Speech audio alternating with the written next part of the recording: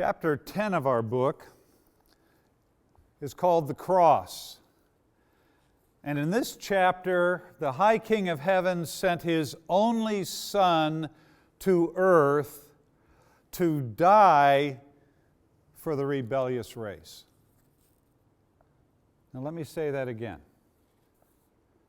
The High King of Heaven sent His only Son to earth to die for the rebellious race.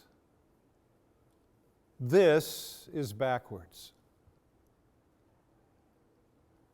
The pagan gods demand parents sacrifice their children to the gods.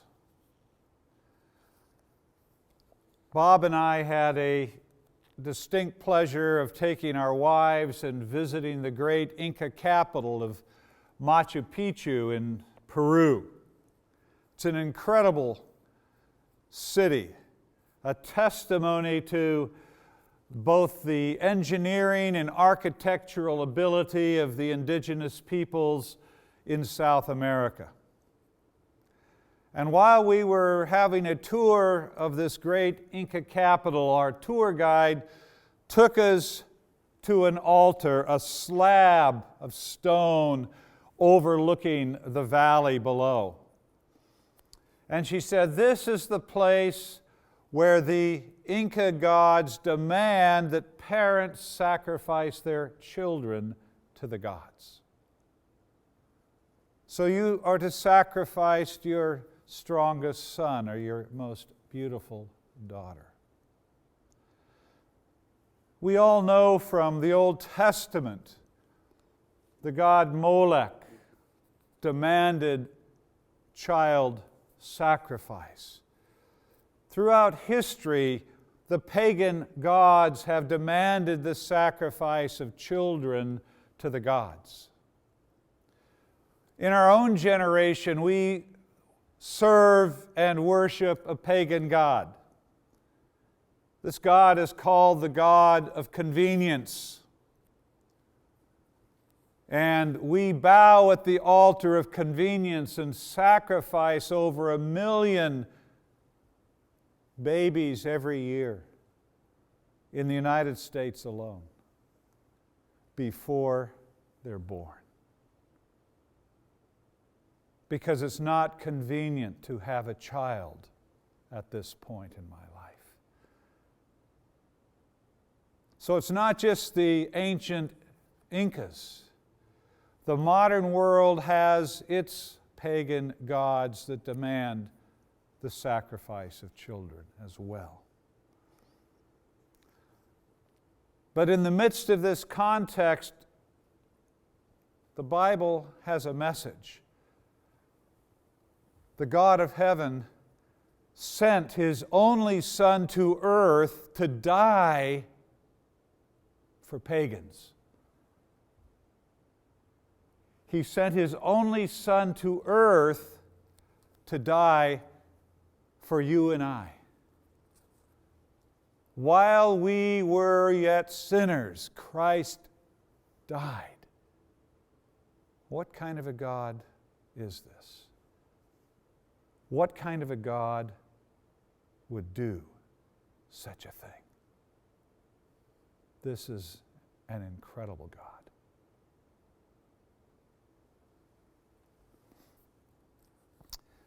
Jesus came and He lived a perfect life. Why a perfect life? Because God demands perfection. And you and I are sinners. We cannot provide that perfect life.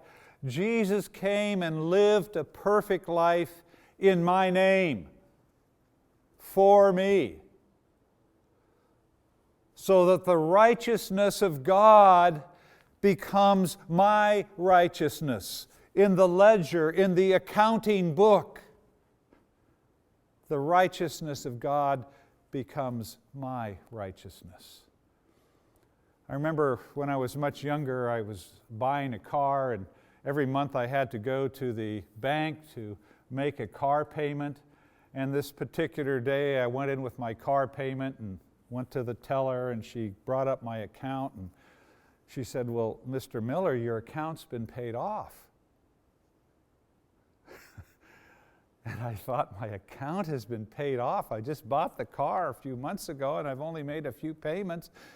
No, Mr. Miller, it's been paid off.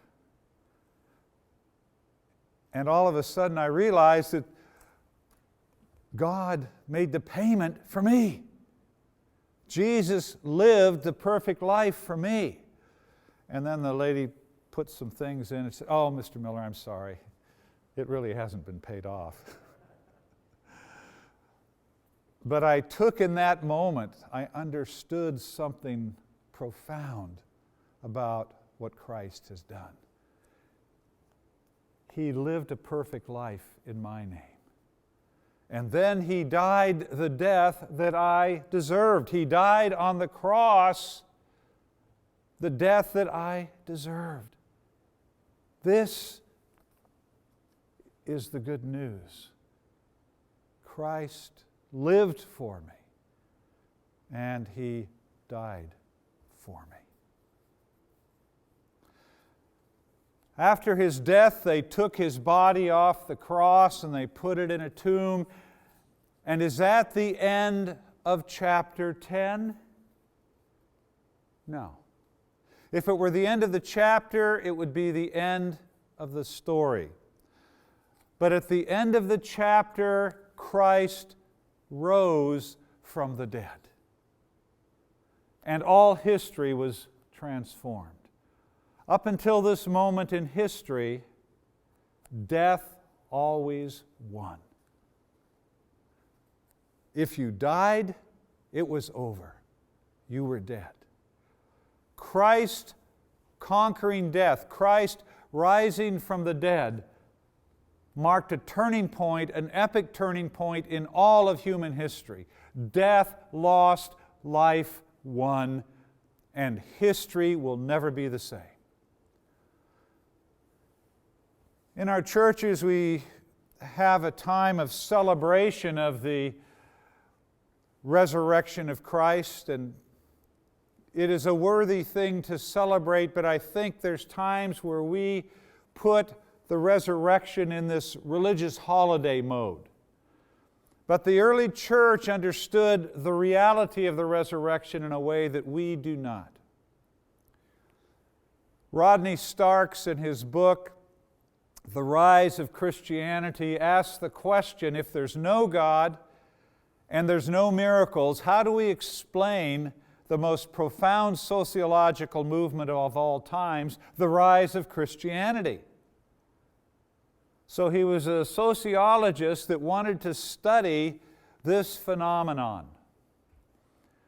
And he gave a number of illustrations of what the early church was like. And one of them, I remember, he talked about the plagues that swept through Europe. Plagues that killed hundreds of thousands of people. And at the time of the Roman society in Europe, for the Romans, cruelty was a virtue. If you've seen the movie The Passion of the Christ, or if you've seen the movie The Gladiators, you've seen Rome in all her glory.